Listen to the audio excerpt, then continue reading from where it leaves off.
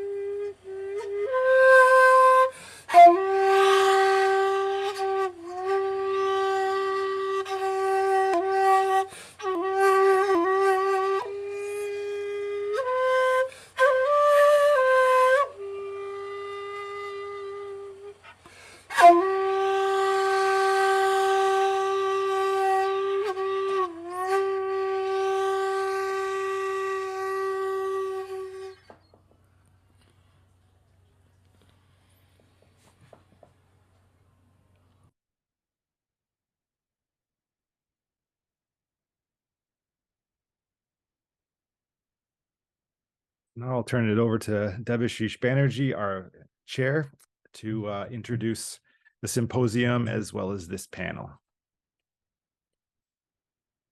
Thank you, Jonathan, and welcome everybody. Over here, I can see many people from East-West Psychology and some others as well.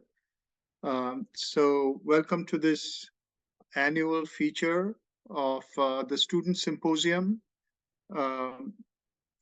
Last year, we had the Student Symposium, and it was a wonderful event, a stellar event with very nice papers. I think some of you also presented last year. And so we're expecting 2 days of excellent papers. So this symposium is going to be recorded, and hopefully we will actually be able to carry it for others to watch.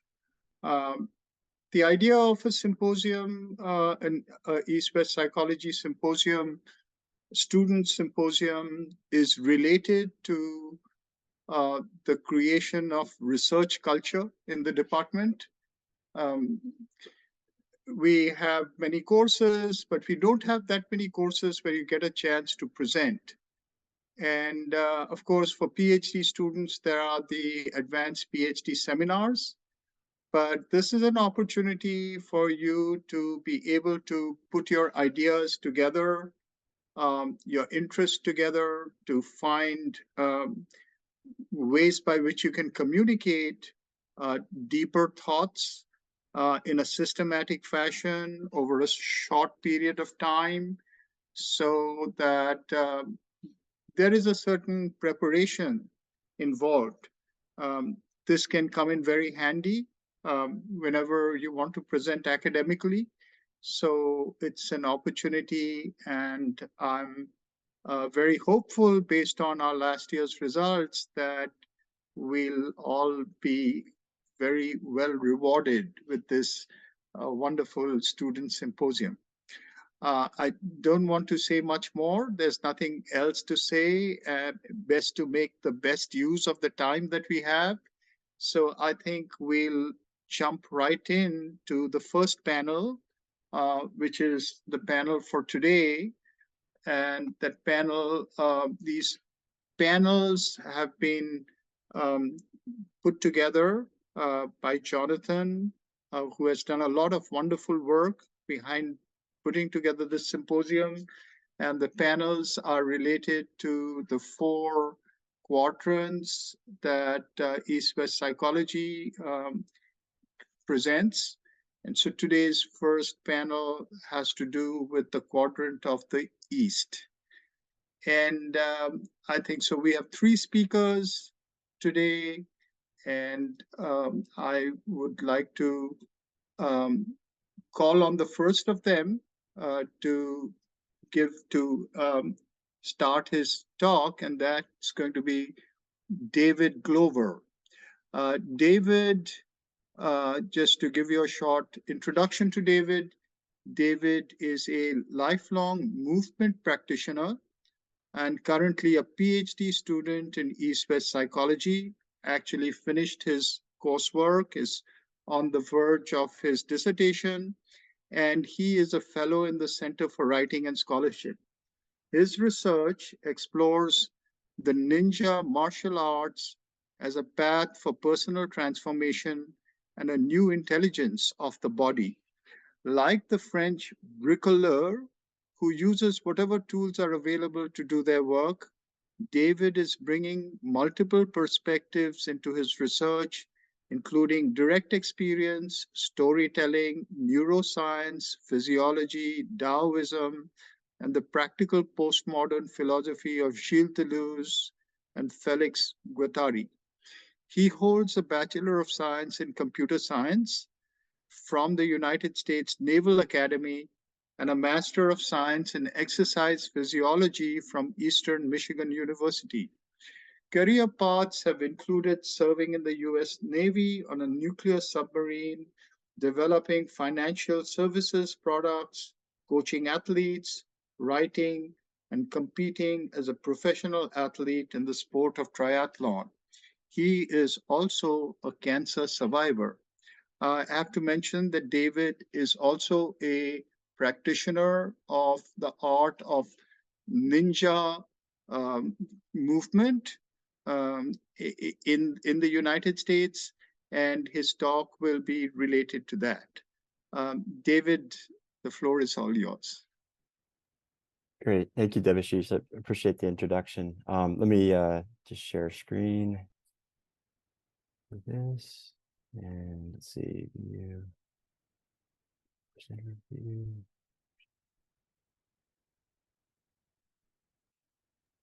David, oh, there you go. Perfect. Yeah, we got it. Okay. Present. Yeah, I had to figure out the logistics of that before.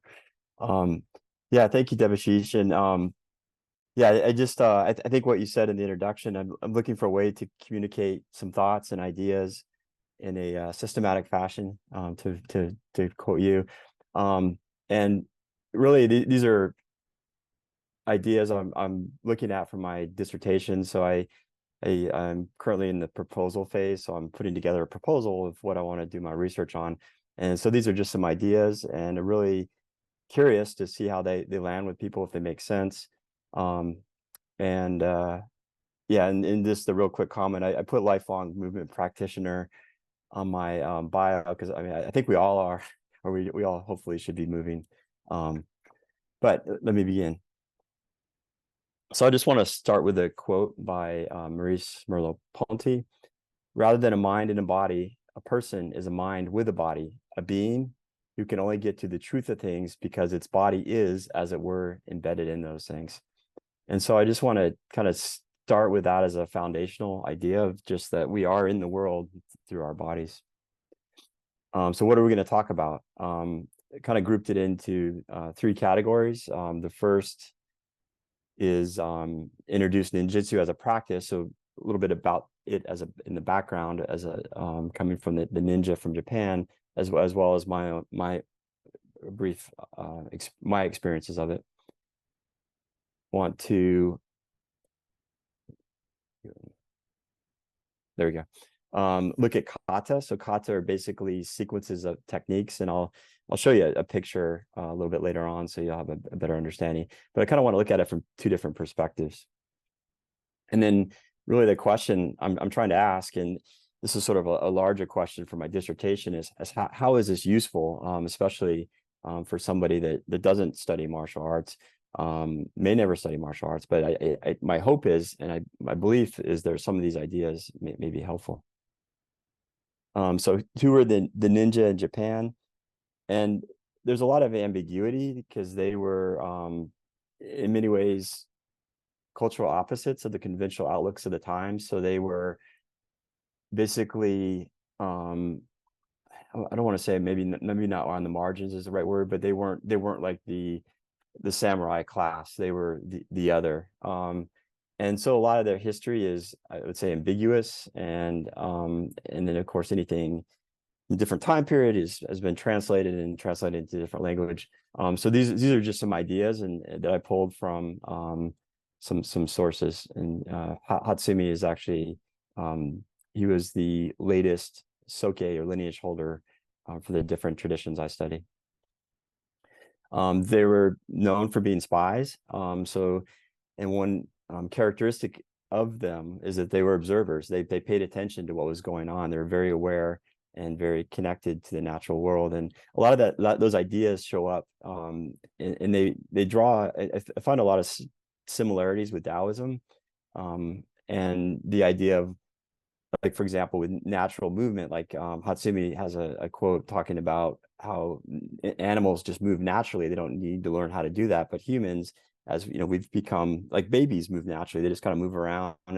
But as adults, we've picked up, habits of movement. So a lot of the training I'm doing is actually getting back to more of natural movement. Their conflicts were often asymmetrical. So they weren't typical. You might be in conflicts where they were overpowered, so better people against people with better armor, more people.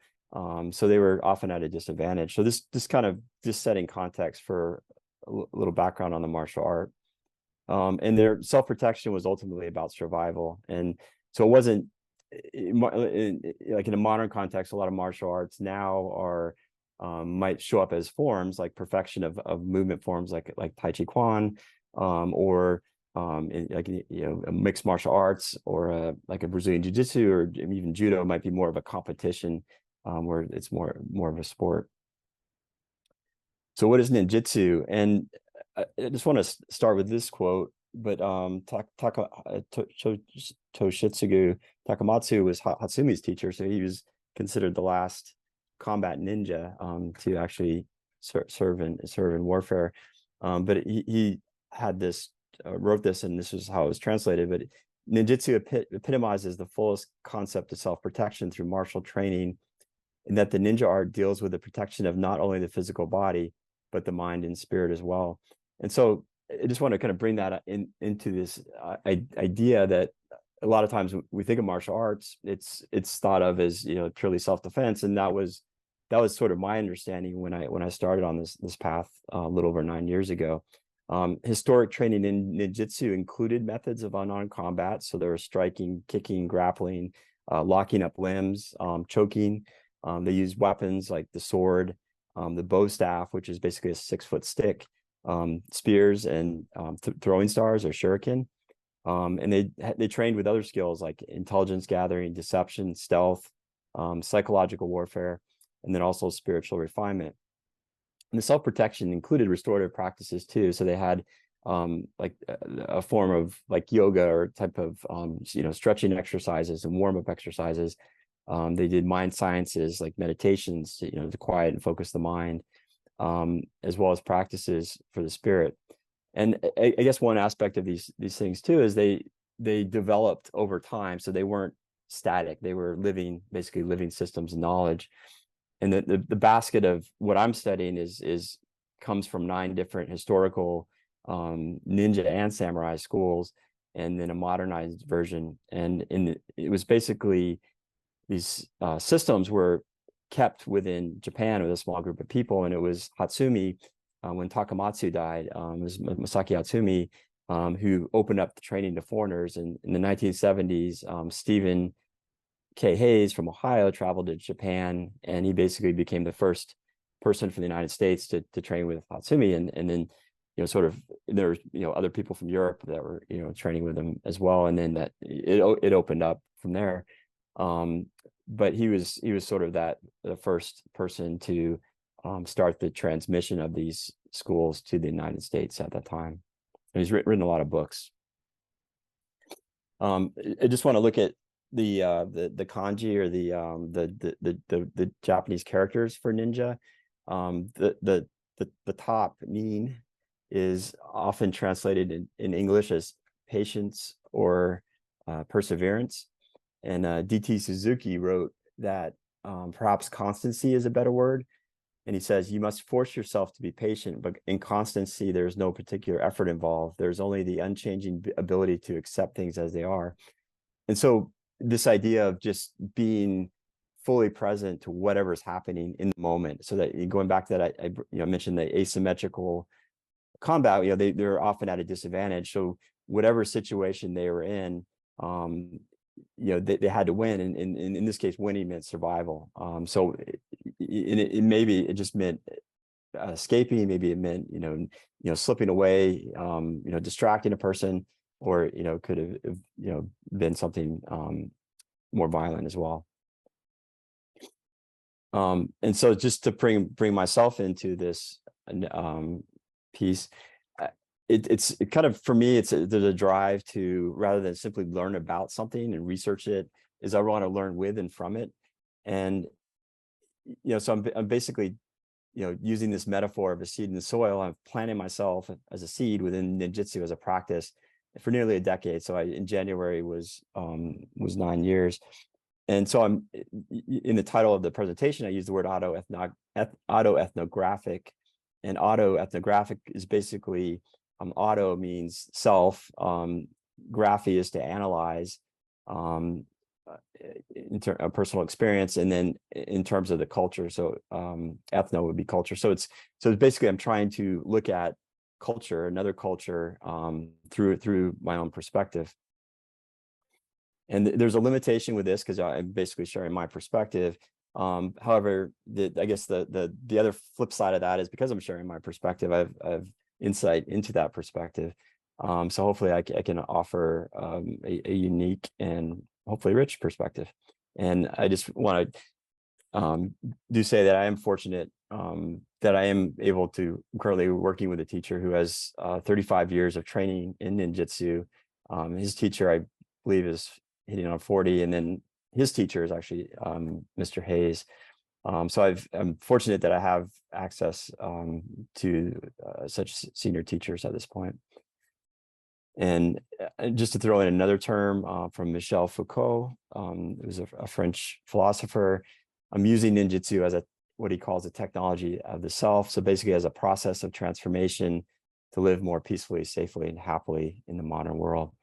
And kind of going back to this idea of looking across cultures, I just want to bring up that my frame of reference, so my location, my perspective, is colored by many lenses. And to start with ninjutsu on the left and me on the right, there's all these different perspectives I bring. I bring a perspective from a different culture, from a different time period.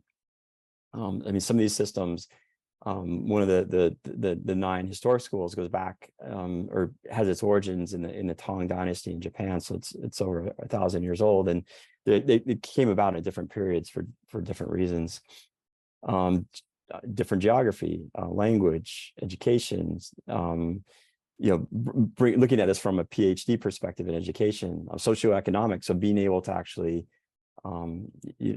travel and find teachers to train with, physical ability, spiritual, gender, age. I just want to point out my age. When I started this, I was 42. So this is not something I started as a youngster. So there's a lot of factors that went into that. And I think one reason I landed with it was because of my age, because I wanted to find something that I could potentially do, even as I got older. Health experiences. And the other point I want to make on this is just that you all are also looking at what I'm saying through your lenses as well, in context.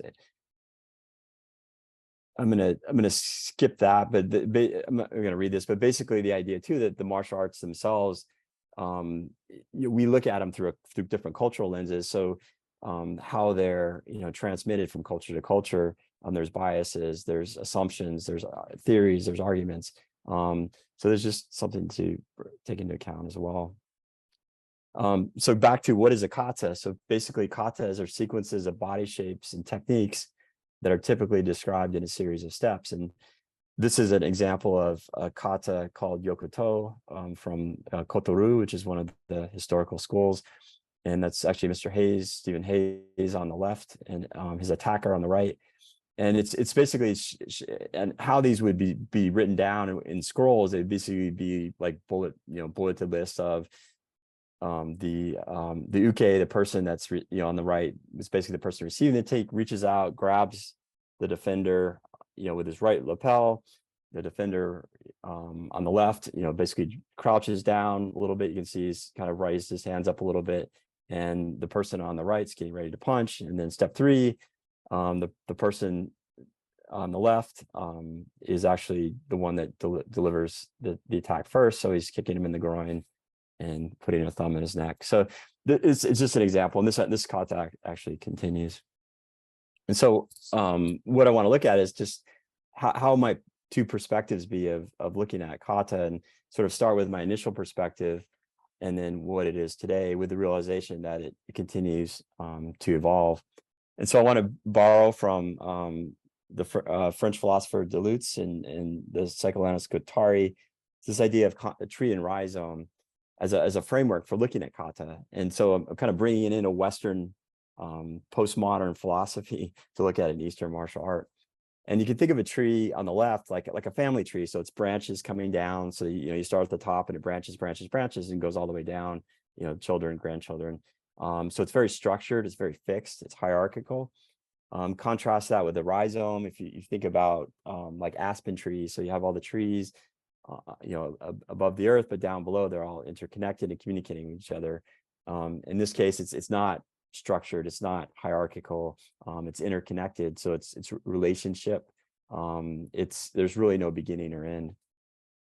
So if I my initial understanding of kata when I first started was from a tree perspective. So there were a set of distinct linear steps to memorize. Understanding meant being able to repeat the steps back.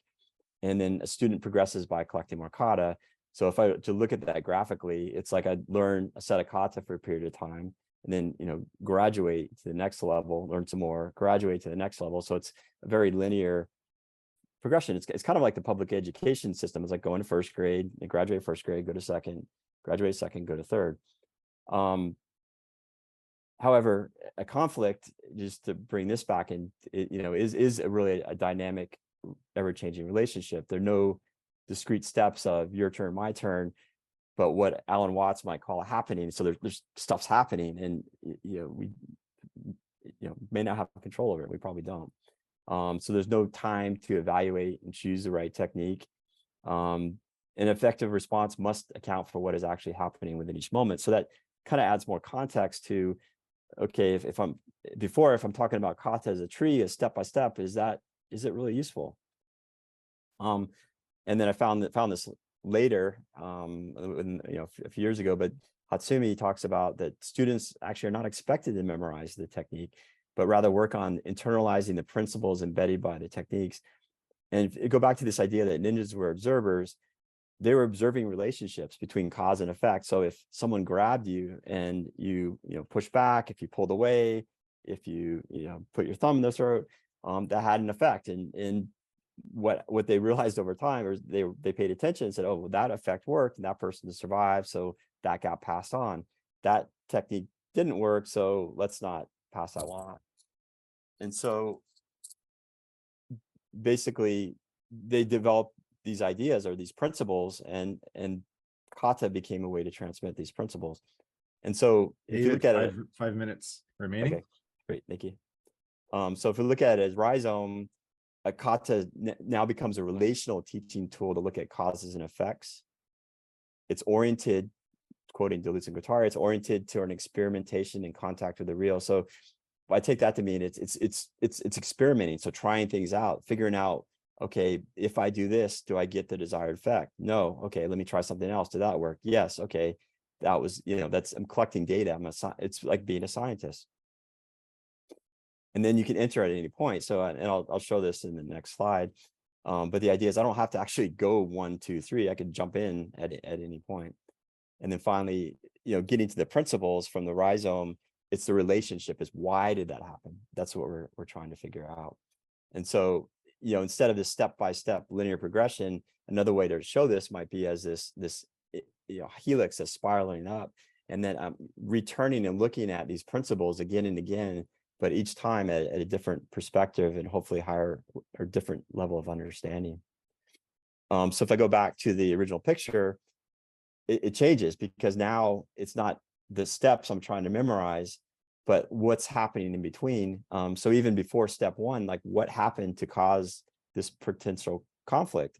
Why is the person on the left standing that way? Why is the person on the right grabbing with the right hand on the left side?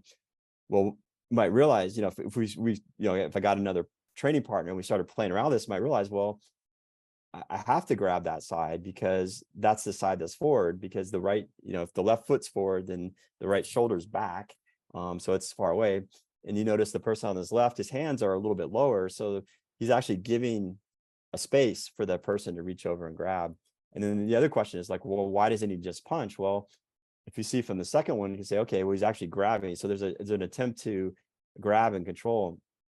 So from like a rhizome perspective, we could actually just, and we've done this in classes, we spend a whole class just working on grabs. Does the grab, are we trying to grab them and push them away? Are we trying to grab them and pull them forward? So it just becomes a different way to look at things. So we're looking at the spaces in between. And this is not an either or, so this is a both and. So there's a place for both. And how I might reframe my understanding in using both is this. So tree basically becomes a sequential story of what happens. So there's still step 1, step 2, step 3. It provides parameters and a structure. So it kind of says, okay, if you're gonna participate in this story, here's what has to happen. Step 1 is here. Step 2, something has happened. And so it kind of outlines like an outline to follow. And then each step becomes a goal. So going back to this idea of cause and effect is suddenly, we're not just looking at the steps as separate things to memorize, but trying to get to, well, how did that step 2 happen from step 1? And then adding in the rhizome.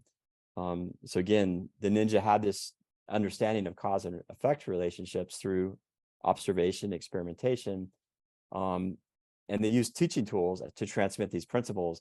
So the teaching isn't the steps. The steps are just sort of the waypoints or the checkpoints, right?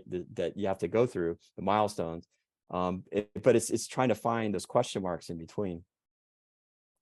And as a student, we use the kata. The teacher uses the kata with us to discover and understand those principles. And the principles could be simply as something of like how to move in such a way that's invisible. For example, if I'm moving from side to side, it's very visible, because as humans, as all beings, we're wired with our senses to see side to side movement more easily than forward and back. So if I can move in such a way that I'm not moving side to side, but coming right at somebody, it takes them longer to actually perceive that I'm coming towards them. So that's just a simple example. And so the question, coming back to the original purpose of this, is how might these ideas be useful outside of this context, especially for folks that aren't studying this and probably never will. So I just wanted to throw out some ideas, like perspective is, is there a different way of looking at something, whether it's a movement practice, whether it's a career change, whatever, can it bring in a different viewpoint? This idea of awareness of what am I aware of? What am I paying attention to? The benefit and the challenge with this training is awareness has to be immediately. I have to pay attention with my training partner, because even training, not, at a slower speed, with somebody else, there's still, an element of, I have to react quickly, and observation, paying attention, noticing, and then finally asking why. What is the relationships? And I'm just going to end with this. The practitioner of ninjutsu can gain the strength and invincibility that permit enjoyment of the flowers moving in the wind, appreciation of the love of others, and contentment with the presence of peace in the society. So living peacefully, safely, and happily. Thank you. Thank you, David. I think what we'll do is we are not going to take questions right now. We'll just run through the 3 presentations. So please keep your questions, write them down if you wish, so that, or your comments, they're valuable. We look forward to them. We'll have time for them. So please hold on to them. But we'll move on to our next panelist. And our next panelist is Jean-Michel Bourgault. And I'll introduce him in a moment. Jean-Michel was educated in the Waldorf School. He started playing the violin at an early age and graduated from the École de Musique Tibor Varga in Switzerland before pursuing his musical education at the Guildhall School of Music in London. After pursuing a career as a musician, the teaching of singing led him to the study of psychology and Indian spirituality. After several sojourns in India, Jean-Michel settled in Rio de Janeiro in Brazil, where he graduated as a psychologist with an internship in mental health institutions and opened a private practice. Jean-Michel has recently graduated from the Asian Contemplative and Transcultural Studies concentration. In fact, that's what brings him to San Francisco right now, because he will be part of the commencement this Sunday. And he's now in the first semester of his East-West Psychology PhD program. Jean-Michel's talk is Post-Human Becoming and the Sacred Mantra Om in the Message of the Upanishads and Integral Yoga. Go ahead, Jean-Michel. Thank you, Professor. So I decided to share with you by reading what I consider the central part of this paper, this research. I'm going to start. In North India, a particular school starting with Kabir and the Sikh gurus has concerned itself very specifically with sounds as cosmic divine manifestation.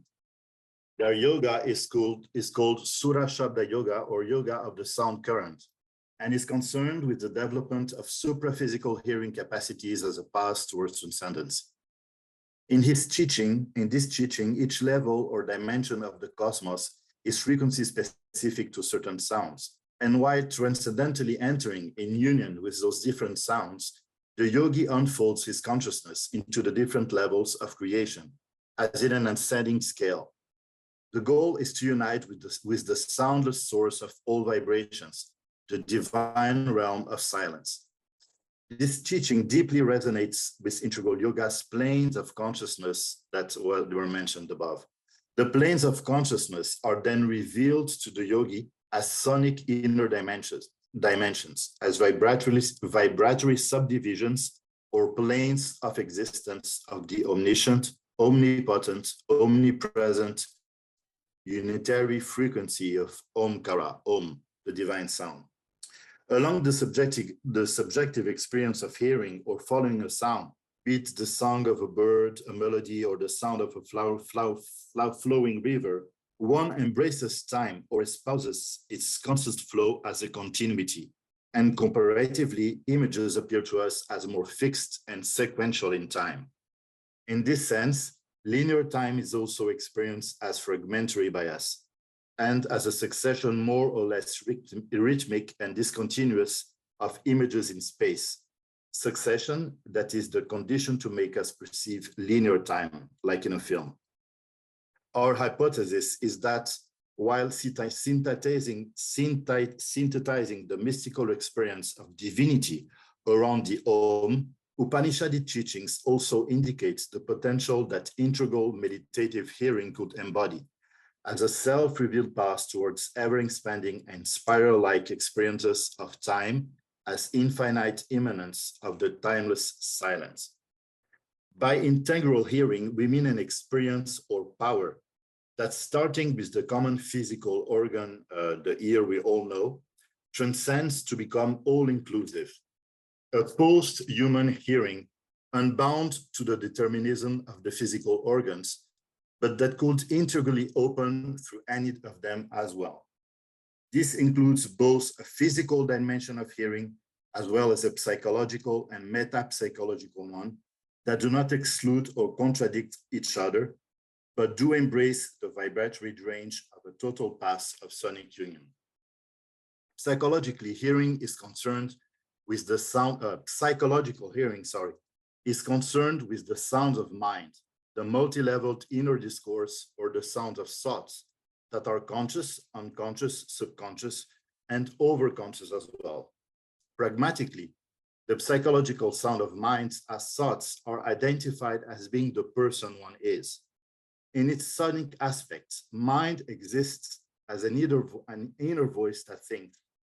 The thinking appears also as images, and in physical hearing are included all the sonic experiences from the outside world, apprehended as an infinite play of vibrations, as well as the sounds pertaining to more subtle dimensions of the physical or the invisible words, like the astral causal words, which are received and translated by the mind, becoming psychological phenomena, but perceived as differentiated from the I or the self, Purusha. That being so, we commonly think of the mind as a set of mental images and pictures, and more rarely as inner voices or sounds. Mental silence is described in yoga as an absence of thoughts experienced as discrete entities inside the consciousness, but a method for the dissolution of thoughts as inner voices or sounds through an integral hearing is seldom explored in great depth. Because the subjective experience of sound is emerging with the continuity or duration as of the time flow, as the flow of time, it holds the possibility of gradually shifting our experience of it. Sri Aurobindo describes the experience of time perceived as subjective duration, separated from space, as a possibility for the development of intuition as an overmental faculty. This is precisely the essence of the continuous meditation of the Omkara. So what this is really pragmatically is that instead of focusing on all the sounds that come from the outside, the yogi is going to internalize his consciousness and focus on all the sounds that are happening inside of himself. So the third thing that he's going to contact are the sounds of his own mind. So the sounds of the thoughts are sequential, but time itself, or the duration of time, is actually a constant flow. So if through hearing one tries to espouse the continuity of the flow of time, this is eventually going to silence the thoughts, because the mind that can think is the same mind that is going to pay attention to those thoughts. And while it does that continually, espousing the flow of time, it actually cannot think and do that at the same time. So this is subjectively the method of integral hearing. But the essential question for us here is who or what part in ourselves is hearing the sound inside the flow of time. Ultimately, this inner meditative inquiry may lead to the realization that the hearer is also the creator of all sounds. He stands as self, both beyond any sound, but also manifested creatively as every sound. Therefore, the integral hearing of all sounds in becoming, as well as the hearing of the silence, that is the ultimate nature of the listener in being, may become a yogic path towards integral or supramental realization. How is then one to hear the Om, and how to authentically pronounce it? What is its true sound or the inner resonance one should grasp in order to meditate on it? The Om, indeed, as all other mantras, is a precise and accurate sound symbol for the representation of sonic dimensions of existence that exceed the human mind, the ear, and the language capacity of enunciation and representation. They only become graspable spiritual realities when one's consciousness crosses beyond the mind, that is beyond the Sahasrara chakra above the head, in deep meditation, a state that in Purna Yoga can be further realized as a permanent and all-pervading power, independently of any outward voice. In traditional yogic initiation, it is believed that through the constant focus on the mind on the mantra, together with its correct intonation, uniting devotion and mind power, the capacity of supernal hearing will finally manifest, and one will become able to hear the mantra in its true form, Ananda Swarupa, or the form of bliss. And following this method, the particular power or aspect of divinity represented by the mantra would finally flourish in one's consciousness as a personal revelation, binding the individual to the particular cosmic aspect and power the mantra is invoking. In relation to this kind of traditional method, integral yoga includes but also transcends the traditional method of mantra. And its goal is not the self-revelation of a particular Ishta, or even the realization of the divine as immanent in the vibrational configuration that the particular Ishta represents, but the invocation of the divine as a totality for an all-encompassing transformation of the entirety of nature down to its lowest or incarnated layers.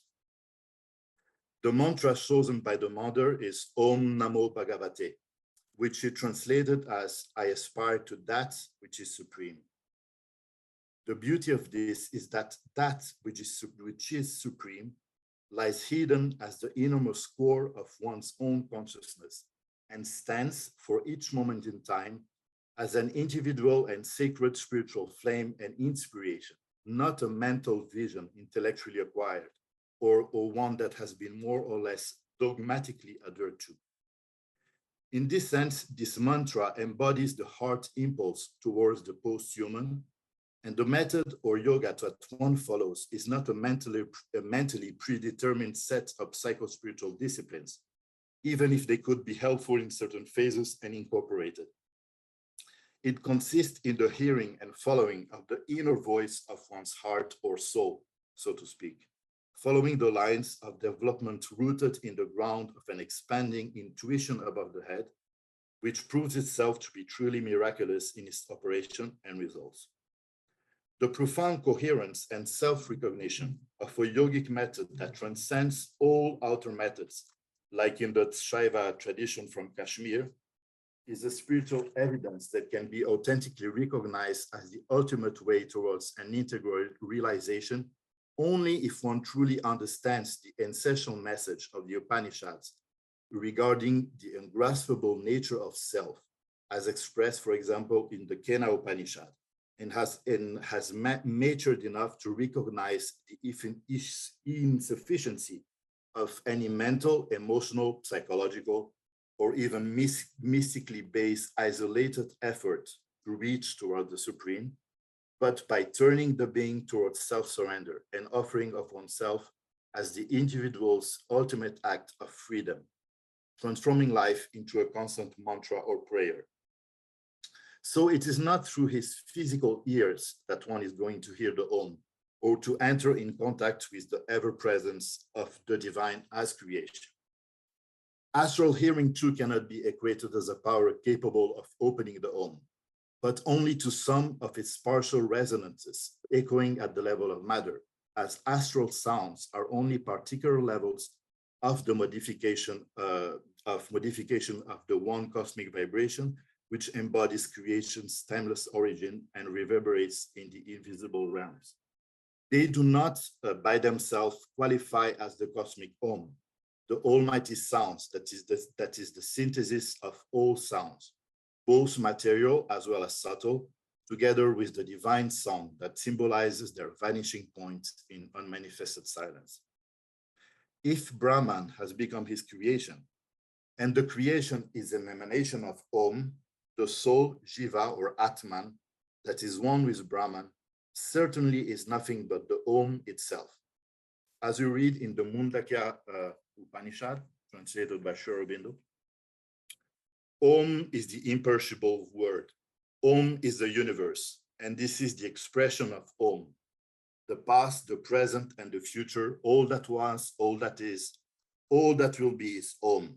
Likewise, all else that may exist beyond the bounds of time, that too is Om. All the universe is the eternal Brahman, this self is the eternal, and this self is forceful. Therefore, to hear the cosmic sound of Om is to partake of its essence in being, or Brahman. It is an indescribable state of consciousness in which, while perceiving all beings and things as infinite and frequency-specific configuration of vibration information, one hears them through a totality and a multiple simultaneity, resonating as the voice of one divine being. Sri Aurobindo writes in his commentary of the Chandogya Upanishad, the Chandogya, we see from its very first and introductory sentence, is to be a work on the right and perfect way of devotional oneness to the Brahman, the spirit. The methods, the formula are to be given to us. Its subject is the Brahman, but the Brahman as symbolized in the Om, the sacred syllable of the Veda. Not therefore the pure state of the universal existence only, but that existence in all its parts, the waking word and the dream self and the sleeping, the manifest, half manifest, and hidden. Uruloka, Bivar, Svaha, the right means to win all of them, enjoy all of them, transcend all of them, is the subject of the Chandogya. Om is the symbol and the thing symbolized. Om is the rising sun, is the rising of our inner sun, or the resurrection of our immortal spirits out of the material sheaths of matter. It is the soul in us that hears the Om in its material, cosmic, and supracosmic self. That is when the divine realms resonate in our consciousness as new powers that descend to transform our limited sensory apparatus into the alchemy of an immortal possibility, that while transcending the biological, also transfers its frequency towards a vibrational range that can sustain the overmental hearing of the cosmic music and the powering of its cosmic nectar in the self without the being's bodies to suffer complete shattering. The Om in its oneness is not only the agent of the simultaneity of the three times in supermind, or drishti, of the supracosmic soul, all that was, all that is, and all that will be is Om, said the Mundakya Upanishad, but also its supracosmic logos, or as says the Upanishad, all else that may exist beyond the bounds of time. Our way then is of complete self-offering or surrender to the Om as the breath of life or as the omnipresent power of the Divine Mother, nurturing all beings as well as differentiating itself through different ways of force vibrations that spread the grid of information-specific cosmic powers throughout creation. The Om is a divine agent in the hands of the Divine Mother Shakti. It is the intra-universal coherent force that directs all beings and things towards their ultimate accomplishment. hidden to the ears of avidya or ignorance, but open to the ears of the awakening gods in humankind, at march as instruments and servants towards the victory of divine knowledge, Vijnana. Jean-Michel, it's 4 minutes. Yeah, 4 minutes, yeah, I'm concluding. So the Upanishads do not invite us to a devotional or sectarian path, do not venture into the realm of occult or magic powers, and do not enunciate the fundamentals of a metaphysical or religious doctrine or some mechanical process that could be instrumentalized as a dogmatic mental construct to be used in the hands of either religious or metaphysical power that are all forms of astral. Rather, the essential gifts of this wisdom that comes from the remoteness of time, but appears to be so modern, is an act of power in the true sense, the power to overcome in order to become, the power to be eternally free, free to change one's consciousness. How much creative power one has towards freedom and to win over internally, while faced with the ever-increasing pressure of a determinism coming from all directions, which imposes itself through a globalized culture as the multiple aspects of the same conditioning, that is the ego's affirmation as the sole identity of man. This is for us the real challenge of our times, against which the Upanishads and interval yoga are powerful countercultural forces, which have been graced to us and are gifts towards humanity's liberation. That's it. Thank you. Thank you very much, Jean-Michel. I think we'll move on to last speaker for this panel, and that is Peter Hoover. And Peter is a graduate student in the Asian Contemplative and Transcultural Studies concentration of East-West Psychology.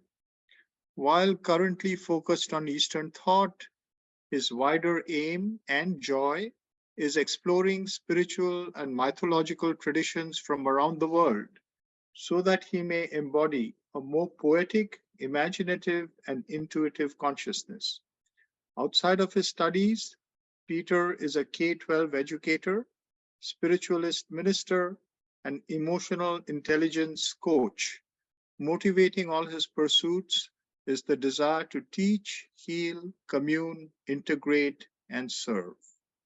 So Peter's talk is, the title is The Taittiriya Upanishad and the Five Bodies, what it means to be post-human, multi-dimensional bodhisattvas without halos. Peter.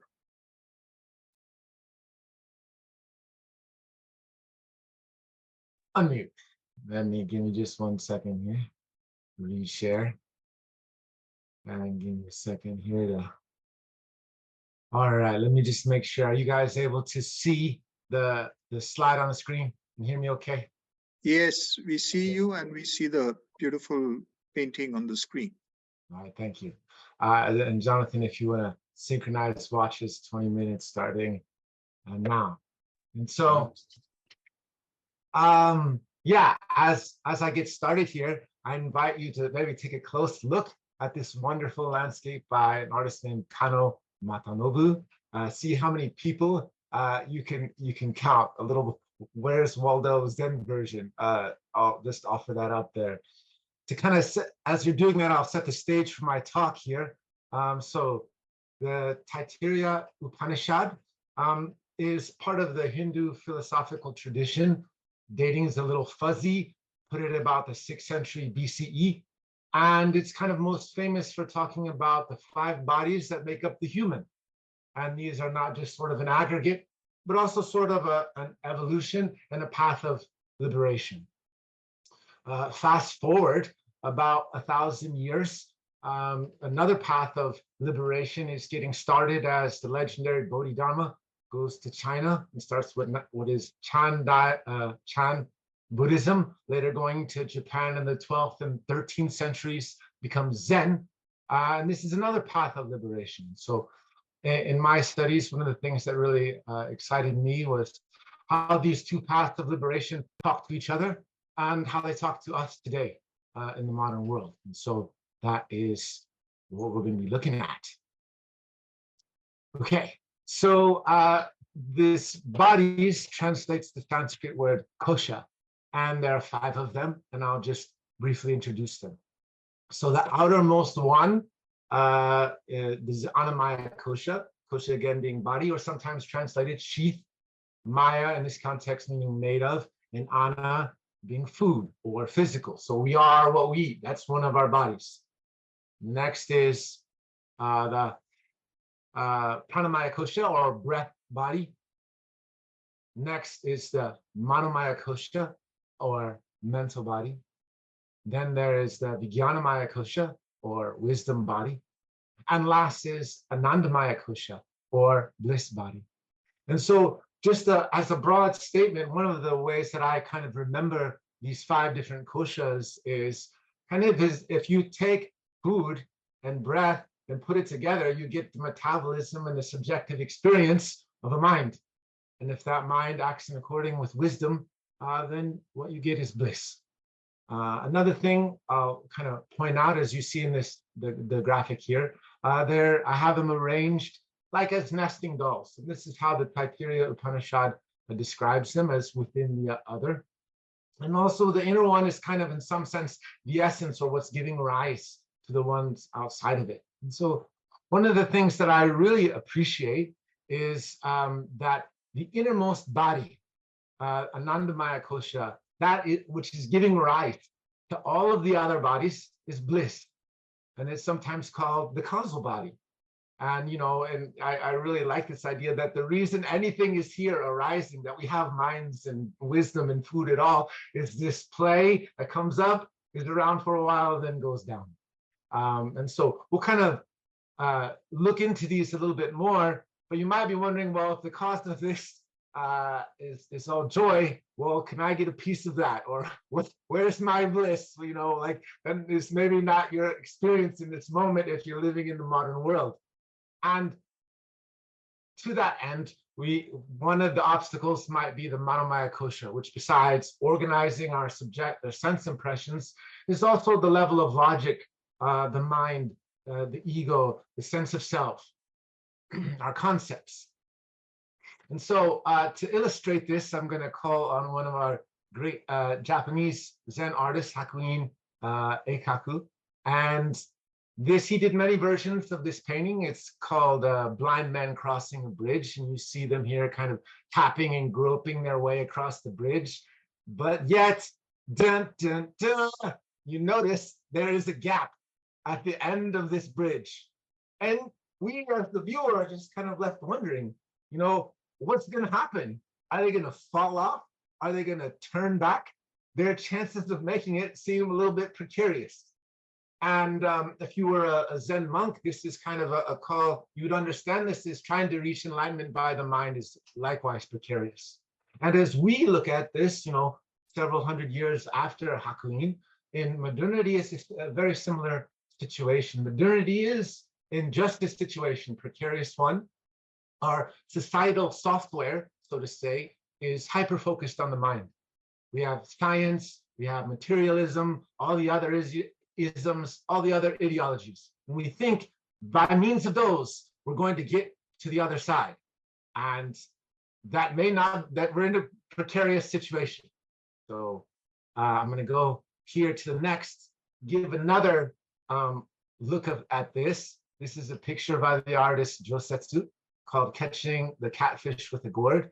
And it's sort of meant to be a comical illustration of a koan. How do we catch a catfish with a gourd? And you see this kind of bedraggled, stiff-looking man holding a too small gourd, like he wants to catch this fish.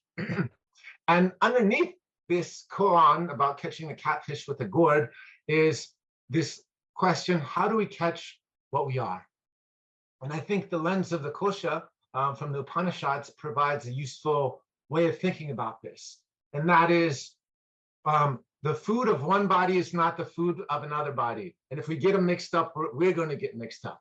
So to give an example, food is good for the food body, can bring a certain pleasure to the food body. And what it cannot nourish, however, is the mental body. And so if we look to food or for emotional or mental sustainment, we're not going to find it. You can't eat enough to sustain your mental body. It just doesn't work, doesn't make any sense. Likewise, the mental body is not going to be able to catch ultimate joy. And so if we expect our mental constructs, our position, our role, our identity to give us ultimate joy, it's not going to work. That's why we have a joy body. And joy ultimately is what we're trying to catch. And so I think this picture is kind of like the modern person, like trying awkwardly to catch their joy and not succeeding. And what Zen wants us to understand is we don't catch the fish, we are the fish. And when we realize that, then we catch the fish, which is kind of an interesting way of looking at things. So I want to go on here to introduce Hanshan and Shide. And speaking of the joy body, if there's anybody who understands the joy body, it's going to be these two. I mean, look at these guys. They understand the joy body, definitely. And so what do they got that we don't got? And I want to talk about, we talked about joy is the causal body. And I'm going to bring a little under the radar some Heidegger. When we think of cause, a lot of times we think of joy as being the final cause. Like joy is the final cause of my spirituality. I do all these spiritual things or passive consciousness in order to get joy at the end. This is kind of a way of thinking about it. And this is objectifying joy and also instrumentalizing our spiritual practice. And when we do that, we're in the level of the mind. And Heidegger calls this enframing. And Josetsu and Hakuin have shown this as we're like a blind man crossing a bridge or a stiff fisherman trying to catch a fish with a gourd. This is not the approach of Hanshan and Shide. They don't have a spiritual practice and then earn their joy later. What happens to them is joy happens as them. Joy happens through them. And like Heidegger, this causality as an unfolding, a bringing forth of a way of thinking of causality. And that's how they're doing that. And so next step, to kind of maybe see through their eyes a little bit, one of the things that can help us is the wisdom body. So I want to talk about this a little with Muki's 6 persimmons. I guess how I want to frame this is art is a little bit of a concentrated form of life. It gets us to stop and pay attention and relate to things a little bit different. Persimmon is like a type of fruit that's prevalent in Japan, and you might not look at it if you're going in your everyday life. You may just check a box and move on. And this way of looking at things here, as I look at these 6 persimmons, I may do the same thing. But Zen art, I think, in a way, is a little bit like an enlightenment Rorschach test. Can we stop and pause and look a little bit deeper? And that which enables us to look a little bit deeper is the Jnanamaya Kosha, or the wisdom body.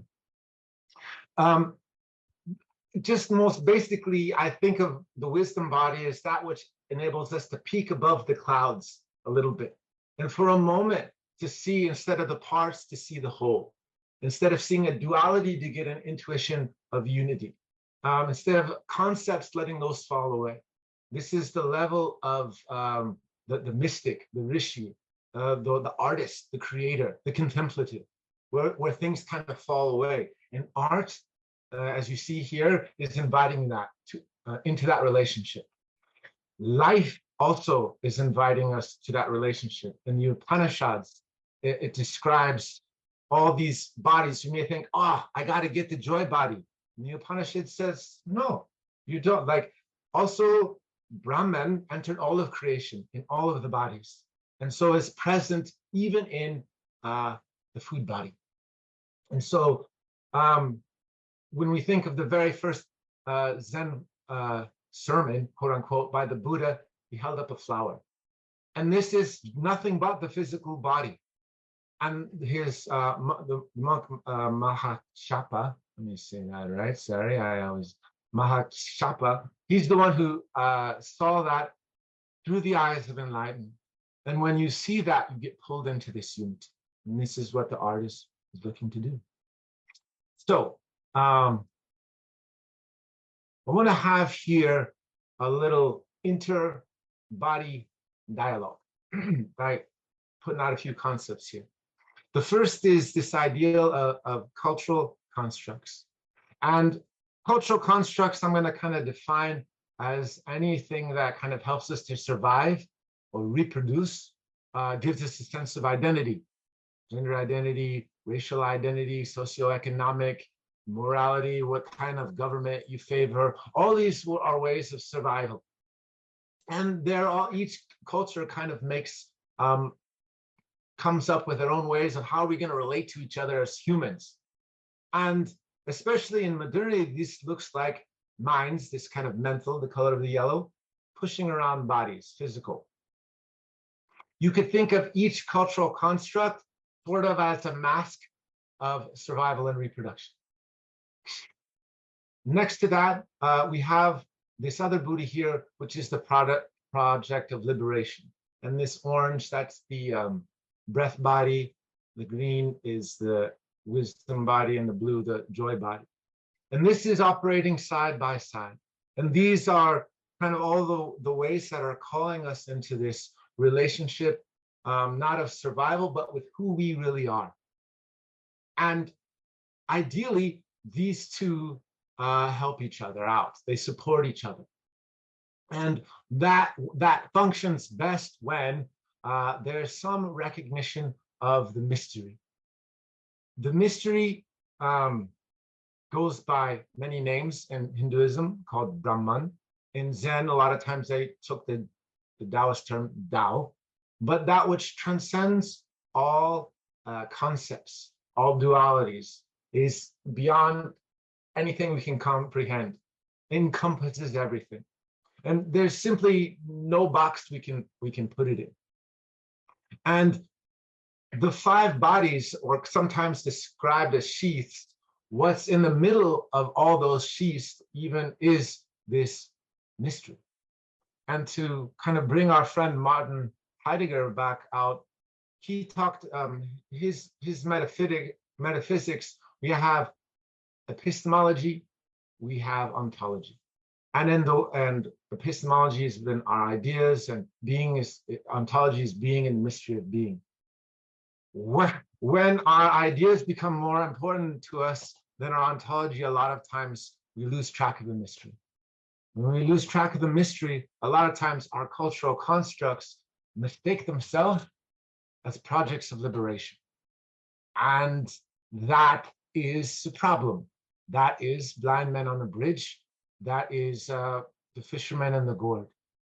Because ultimately, no cultural construct can ground itself in the mystery. And so what the alternative to this is keeping the mystery open and keeping a dialogue going between these two bodies, both within ourselves and within society at large. So I want to go on here next to... Yeah, Peter, you have 5 minutes. Perfect. What's possible? When there's this process of unfolding, so say in the Taittiriya Upanishad, Bhrigu, who's this son asking his father about, teach me about Brahman. He works through these 5 layers: food body, breath body, breath body, mental body, wisdom body, joy body. And it seems like there's this unfolding. But when we reach that mystery, on the other side of that, all of a sudden what seemed like 5 bodies is 1 body. And those bodies are not only one, but those bodies are one with the one. And in CIS especially, this is Sri Aurobindo and the integral. This is a little bit what I'm trying to illustrate, insofar as it can be illustrated by a little vector. And so as I go on and study in my time there's some questions guiding my study. And I'm going to offer these just to the power field of this symposium as questions that have been meaningful to me. And these questions for me is not something that I look to solve at the level of the mind, but rather just like a monk sitting with a koan, allow something spontaneously and intuitively and real to emerge. And so the first question I want to put out there is related to the physical body. And that is, how do we take care of the earth as the earth takes care of us? And so this is a wonderful landscape by Seshu. Another question I have that I'm really sitting with the vital body. How do we find oneness with all sentient beings? And this is really the perspective of the post-human, of seeing beyond ourselves and all those that have life, that have breath, as our brothers. And this is the second patriarch with a tiger by Shike. The next body is the mental body. And our identities are important. As we do, survival and reproduction in this world is something that is important to have happen. And so how do we honor identity without being addicted to it? Being depicted here is the sixth patriarch, Hui Nung, tearing up a sutra. And so part of his initial enlightenment had to do with hearing a sutra and having it impact him so deeply that the lights went on, but also not being attached to it, kind of tearing them up. And again, we have Heidegger kind of writing and erasing at the same time. And that is a healthy approach to the mental body. Next, wisdom. And how do we open to the mystery beyond all identity? This is called the Three Doctrines by Josetsu. The man Confucius there. There's Lao Tzu, and then here is the Buddha. And so these three are one. And in wisdom body, even very different traditions that have their differences can also be one. The last question is the joy body. So this is from the Ox Herding series. It's a modern take by a Japanese woman named Ma Satma Sabita. This is the 8th picture from the end. And the question here is, how do we surrender and enjoy? And underneath this is a little bit the Isha Upanishad about renounce and enjoy. And by renouncing, we're able to kind of find that joy. So those are the questions that are on my heart. Those are the koans that I'm sitting with. And so I offer them to you. And thank you for your attention.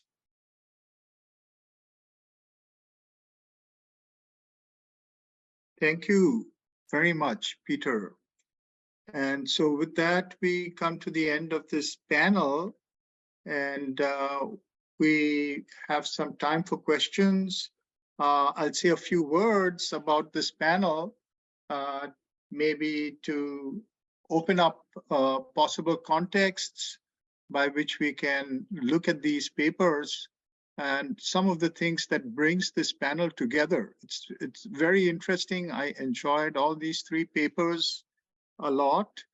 And one of the things that was remarkable about the papers is how they engage ancient teachings that earlier used to be called spiritual teachings with contemporary concepts. And where do these concepts come from? What are they aimed at? What are they trying to do? And why are they coming into relation with these early teachings? Today, the word spiritual is not used that much. And this is partly because we've become aware of the fact that the word spiritual often exists as a binary with the word material. And this binary is also a product of our times, as is the idea of the mind-body split.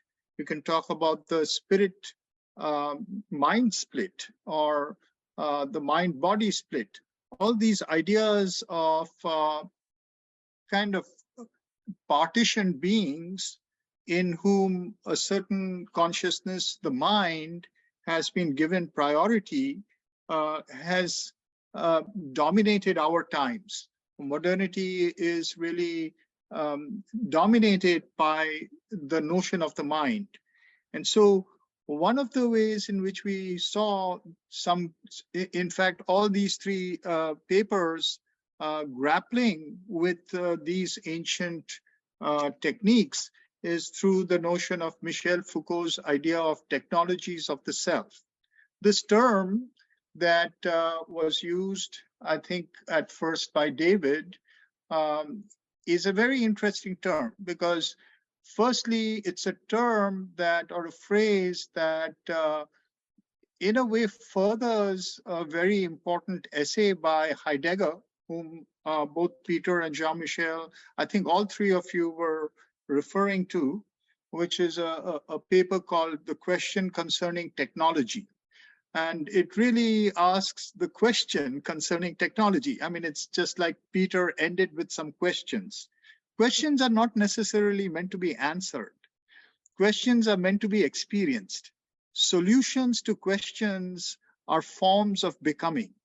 And so from that point of view, the question concerning technology puts the whole notion of technology into question regarding our times, or what are technologies. And so Foucault is, in a sense, continuing this particular essay in his notion called of the technologies of the self. Technologies of the self are not the technologies of production. They're also not the technologies of persuasion with which our time is completely saturated. Technologies of the self are in a way trying to arrive at other forms of existence that today we don't think of. So that's exactly where the engagement with these schools of practice, they're praxeologies, they're not schools of thought. There's thought to them, but they're really schools of practice, schools of being and becoming. They connect with our times through technologies of the self. And so technologies of the self, as these three papers are all relating to, have to do with the other question about what it means to be human. So this is exactly why the whole notion of technology as a contemporary paradigm through which we experience reality is so closely linked to our definition of the human. That's how we take ourselves to be. And it's a kind of an assumption. We are full of a certain, I mean, almost like a universal projection that we put on ourselves as well as everybody others, and everybody else, and we look for solutions within the boundaries of that definition. This is what makes our entire notion of the modern. And as Peter ended, and I think all three talks had to do with this, the idea of being stuck in that particular dichotomy of the modern, of the mind-body split, of taking the human in terms of that definition and trying to find answers within it. And not only answers. So these answers become contentions. They become ways by which we fight with each other. And so really we are stuck in a certain model of the human. This is largely what social justice has ended up becoming. It has ended up becoming, to a large extent, constrained and contained within the boundaries of humanist thought. And all these three papers are really questioning that, questioning what the truth of, whether we call justice, whether we call it well-being, whether we call it wisdom, whether we call it joy, where do these really exist? And they don't exist within the boundaries of what we consider to be human. Post-humanist thought is not necessarily not being human. It's just a redefinition of what it means to be human, which is open-ended. And that's really what all these three papers were talking about. And I think one of that's why when David introduced his talk, it's really about looking at, and all three talks, they're really about looking at this Frenchian divide and the privileging of mind and its power to create the world in which we live, and positing an alternative. The alternative of the fact that, just like also Jean-Michel and Peter were pointing out, that there is something else that pervades all our distinctions. There is a body that is all the bodies at once. There is, we can talk about differences of kind and differences of degree. So we can say that we can contact our reality in terms of differences of kind. We have body, mind, emotion, etc. These are all differences of kind. But the real question is there a body to which differences of kind are differences of degree?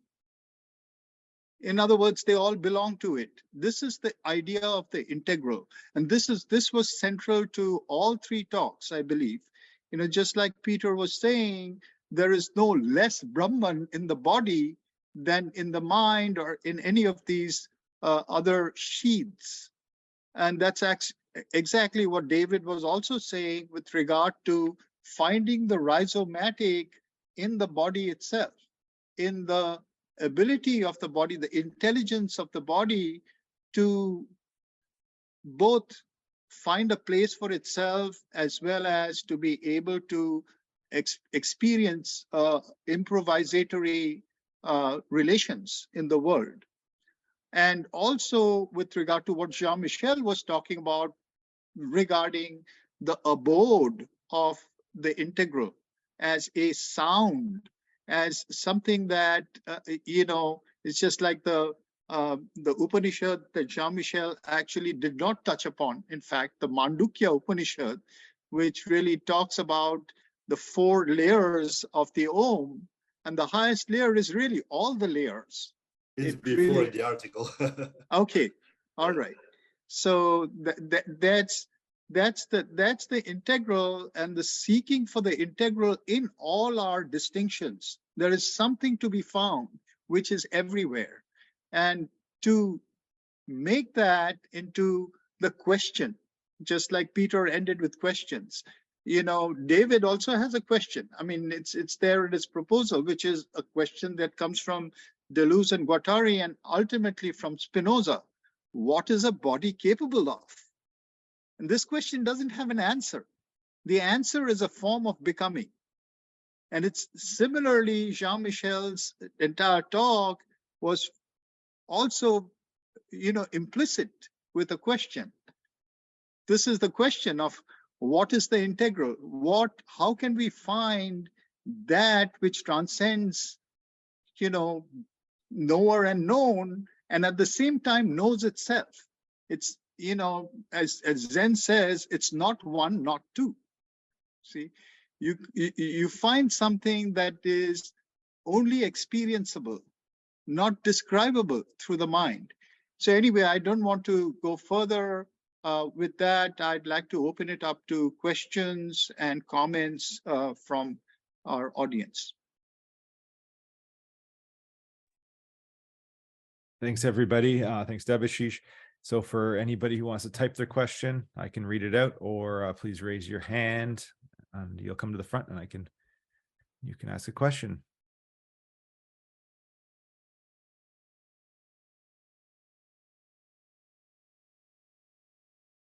Christo, thanks for joining us. Please.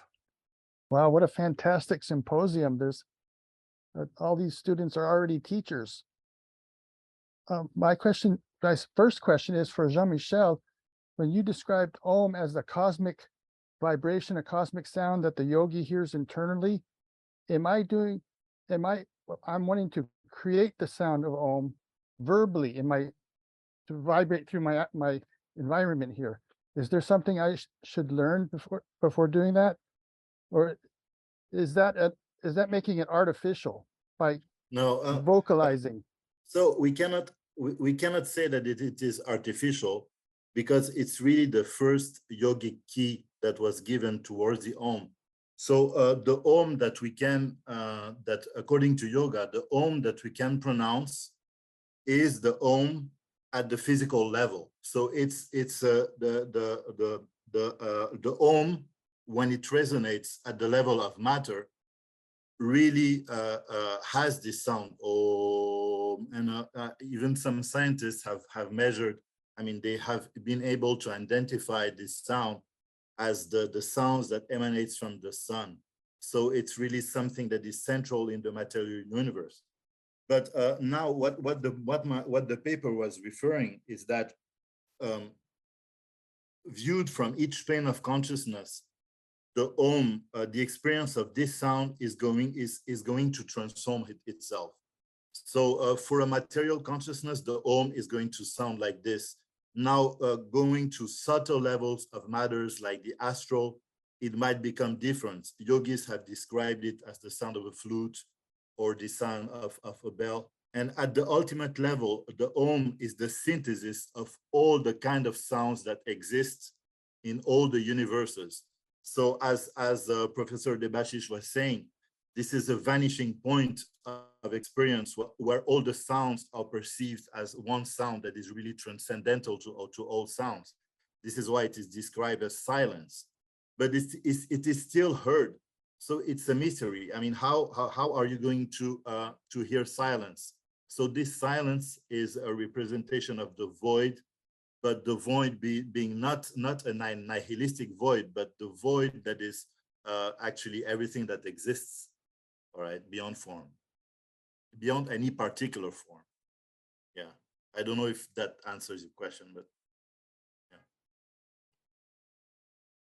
So, Christo, if I may, I know I'm speaking out of place, but your question is so inviting that I can't help trying an answer.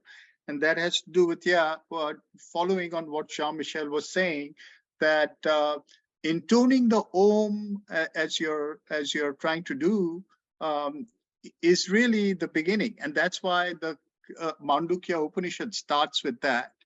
But in doing so, you are really trying to hear the actual Om in your own intoning.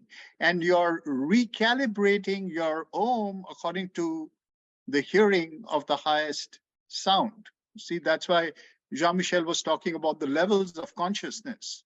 So depending on where you're hearing it, it will actually have an effect on how you're intoning it.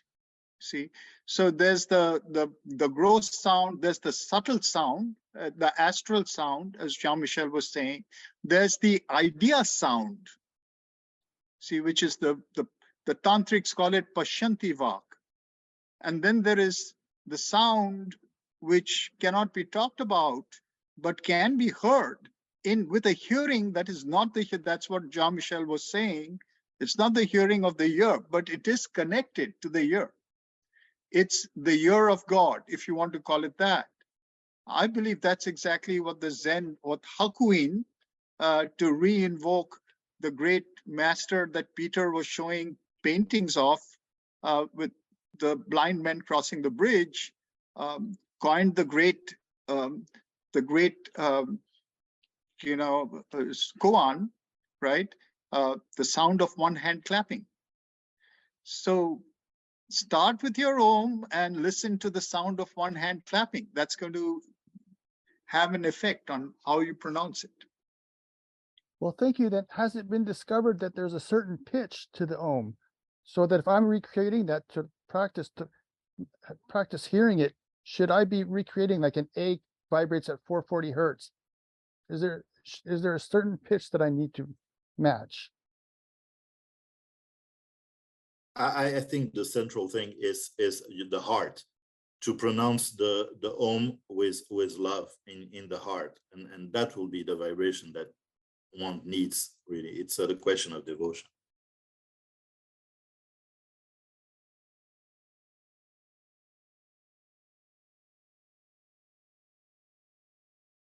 right? Every assemblage is different. Every assemblage has different relations, which have different kind of frequencies. And I think that A440, to play A440 to play an A at 440 is a construct. It doesn't need to be played there, you know. So I think that that's where looking for externally for some pitch is not the way. A432 is a theory as well that Jordy just put it in the chat, which will give you kind of a maybe a greater access to a kind of a cosmic vibration. But I still think at the end of the day, it depends on your organs, organs of perception and your assemblage. Anyway, Peter, you have your hand up? Yeah, I was just also have a question also for Jean-Michel, and I'm just interested in your own personal experience of oming and intoning. What has been your experience? Have you heard that psychological or metaphysical om, or how's it been for you?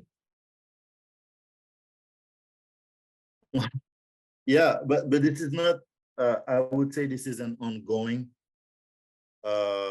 experience. I mean, it's not. It's you know. For me, what is essential with the sound is the notion of time. That is, you know, when we espouse time, hearing music, for example, our notion of psychological time is shifted. And as Debashish was saying, I think that I'm convinced that the enslavement that we suffer in modernity is really the enslavement of our time. It's time has become mechanical.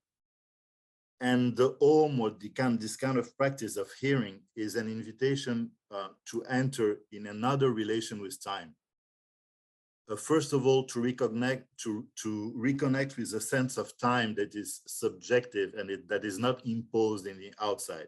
So we are talking about inner states of meditation. So when I enter in contact with those inner sounds subjectively, my experience is a shifting of my experience in time. But then the level, you know, what happens when one crosses beyond the normal experience of time is not something that I could describe, really. You know, what I can say is that it's a sense of a freedom, of a greater freedom, that gives me really a great peace and an inner space where I'm not compressed anymore by external forces. That's how one of the ways I could answer you. I don't know if that makes sense. Yeah, thanks so much. But then in meditation, you can hear different sounds that for example, that have been in the tradition, that have been determined as belonging to different planes, like sounds of bells, sounds of flutes, sounds of harps. Sometimes you know, maybe core of angels, but then those are just things that one has to pass. If we become attached to these sounds, then our experience stops, really, because it's not, the goal is not to hear, you know, things in the astral levels, but it's to cross them.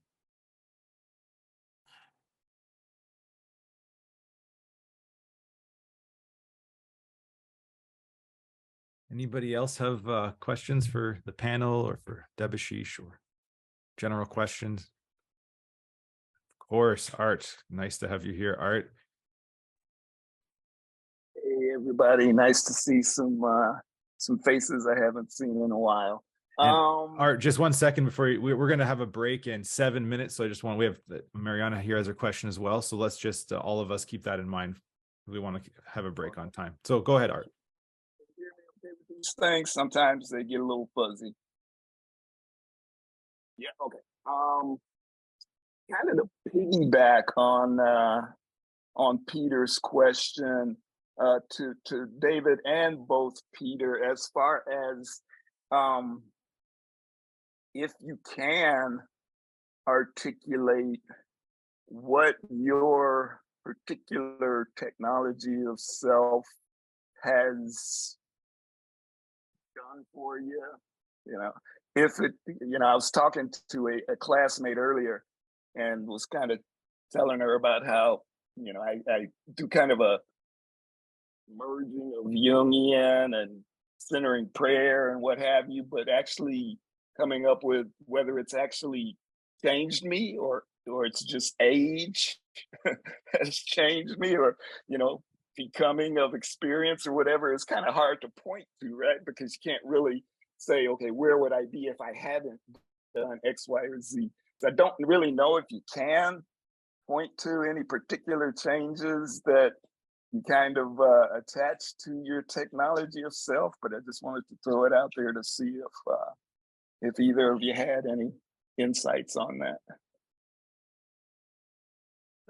Yeah, I can try to answer that quickly. I think going back to this idea of the ninja as being an observer, and there's a great book in a completely different context called Awareness: The Perils and Opportunities of Reality by Anthony DeMello. Is that's basically ninjutsu. But yeah, awareness, like looking at things, and a lot of it spills over into other practices, like trying to practice just being okay with whatever is, realizing that's what is, and then trying to deal with it in whatever way is appropriate in the moment. But yeah, that's a quick answer. Yeah, my quick answer would be letting go of perfectionism, leaning into intuition. So in spiritualism, there's also this idea of mediumship, of just channeling and speaking what comes to you. This is very much kind of like the Buddhist tradition. What is the Buddha? 3 pounds of flax, or the cypress tree in the yard, just allowing spontaneously to come through what's alive. And just let me throw out there real quick, Peter, I love your artwork. Oh my God. I want to go back and just sit with each of those freaking paintings for like an hour at a time. You should take Debashish and Jun's class.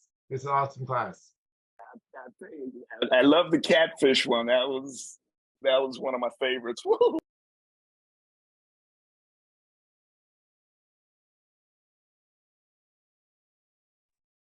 Mariana, please. Thank you for the 3 of you. It was great to listen to all. And I just wanted to comment on David's presentation. I wanted to thank you, first of all, for your statement of positionality, and also of bringing the awareness to ourselves of our own positionalities as we listen to your presentation. I think that that's the basis of real communication, to establish bridges of where we come from. And I loved your connection of awareness through physical activity and training, and the notion of rhizome as through the body. I'm reading because I wrote it when you were talking. I love this connection of awareness through physical activity and training, and the notion of rhizome as through the body we can pierce through the mental tendency to classifying, cataloging, etc., and all those mental activities, and transcend living in a stepped accumulation of knowledge and open to insight. And my question is, what brought you, because I feel that you have spent a lot of your time in physical activity as a core, maybe, and what brought the connection to spirituality through your physical practice? Was there a particular instance, or was something that happened in time spontaneously? Yeah. Yeah, what happened, the quick answer. When I was young, when I was in my 20s in the Navy, I got cancer, and that was sort of my way of trying to deal with that. It was to become super fit, so I became basically an excessive athlete, and turned my life into doing endurance sports, so triathlons and marathons, and I kind of became addicted to that, and that obsessed with performance, and trying to get better, and then body broke down and got injured and burned out, and tried to fill that with other stuff, and I realized I needed something that took me out of a win-lose duality into you know, a more, yeah. And I didn't realize when I picked this martial art because it was the closest one to my house at the time. And so you know, I've gone through several locations and, you know, to find the teacher I have now. But yeah, I think it was a progression, and I think, yeah, just for me, a realization that a lot of the belief systems, the cultural norms, expectations weren't working for me. And so it was a desire to not be dependent on like medication for depression and anxiety as well. So Thank you. yeah, thanks for the question.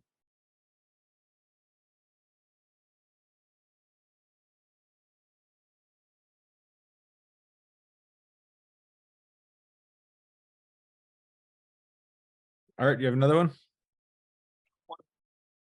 If we have time. Question on language. One thing I've always wondered about mantras is how effective in relation to the kind of the original intent might they be for a Westerner when, you know, that language is not the Westerner's language. And so, you know, to someone who has been raised on that language, I imagine the mantra will have one effect. But for someone, you know, you mentioned one mantra of the mother, and I can't remember, you know, exactly what it was, but for somebody who knew the language, that would have one effect. For me, maybe not. And I'm just wondering if you have an opinion or. Yeah. Well, I don't know if it's an opinion, but you see, I mean, nowadays, everybody calls everything a mantra, right? But the very concept of a mantra is a very precise thing that really comes from originally from yoga. So the idea of the mantra is that there is a relation of identity between the essence that the sounds represent and the actual material sounds that it emits. So it's not the mantra that this is a mantric language like the Sanskrit is not really symbolical like only a sign in other language. That means that it has an inherent. I mean, when you utter this particular sound, there is a presentification of its essence only by the very intonation of it. So, but of course, this is something very particular to the Sanskrit language. Maybe the Hebrew language, there are similar concepts in Kabbalah regarding the Hebrew language, but I'm not a specialist, I cannot talk about it. But as per the Sanskrit, of course, this is a very subjective experience, so I cannot prove it to you. But the idea is that while you emit this sound, you're actually connecting to vibrations that exist in that form in the cosmos. So this is the idea. But of course, there is you know, there are many layers to that, and in yoga in generally, certain mantras particularly, their vibration must be opened for you to someone that is capable of revealing this vibration to you while transmitting this mantra to you. So traditionally, it is this. Also in integral yoga, it is believed that if you wish, the mother, and I'm sure but the mother charged this mantra for the entire humanity to use it. So in this sense, it contains now the vibration of what they are spiritually, you know, in that seed. Yeah, that's, I don't know if this makes sense, but that's how I can answer it. Thanks, Jean-Michel. Debashish, do you have any closing words before we take a break and before the second panel? No closing words. All right. Thank you, everybody. Wonderful, wonderful panel.